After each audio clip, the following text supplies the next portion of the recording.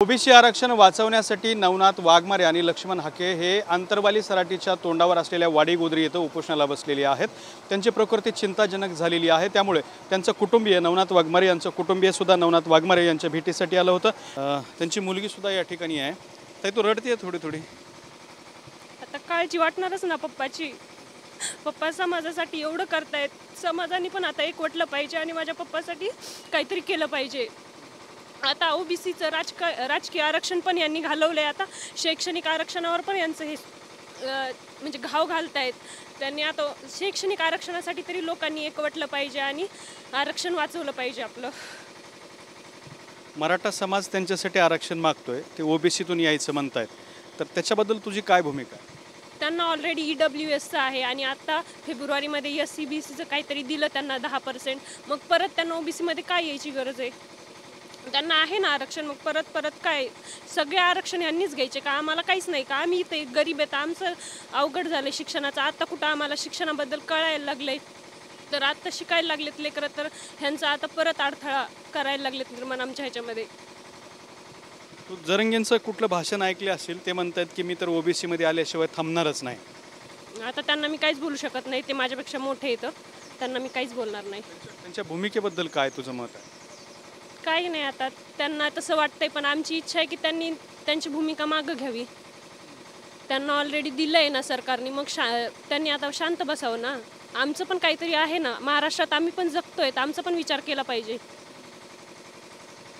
बरं, तुझे पप्पा असं उपोषण कितव्यांदा करतायत? याच्यापूर्वी समाजासाठी त्यांनी काय काय केलेलं आहे?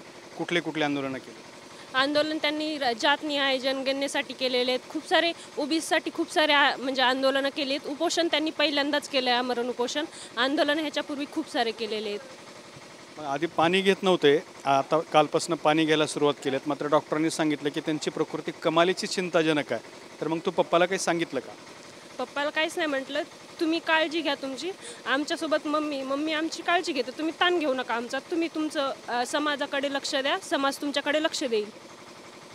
आता एक साधारण तू हुशार वाटतेस तुझ्या बोलण्यावरून, साधारण सध्या जी मराठा समाज भूमिका घेतोय की आम्हाला ओबीसीमध्येच यायचे, सगळ्या सोयऱ्यांचा GR सुद्धा काढलेला आहे, म्हणजे ज्याची नोंद सापडली त्याच्या सगळ्या सोयऱ्यांना ओबीसीमधून घ्यायचं, हे सगळे निर्णय झालेले आहेत। तर हे तू वाचलंय का? त्याच्याबद्दल तुला काय वाटतं? मी त्याच्याबद्दल काहीच केलेलं नाही, मला काही एवढं माहीत नाही त्याच्याबद्दल।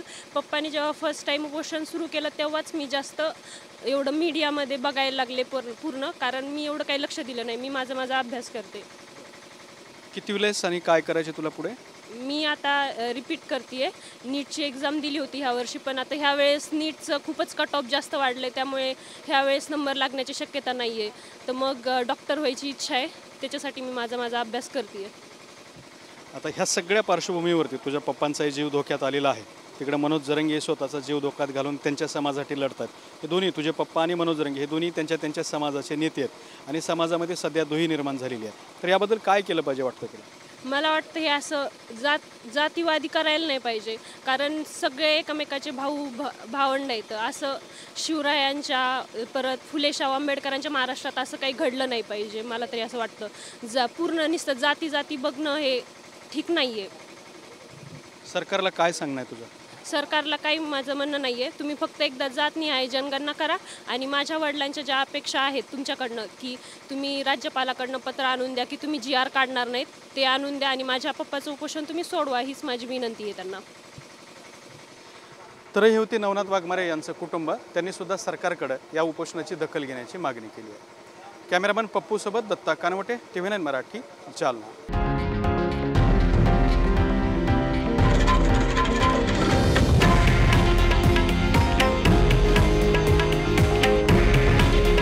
हे आहे देशातील नंबर 1 न्यूज नेटवर्क आणि आपण पाहत आहात TV9 मराठी। काळजी तुमची, हित महाराष्ट्राचं।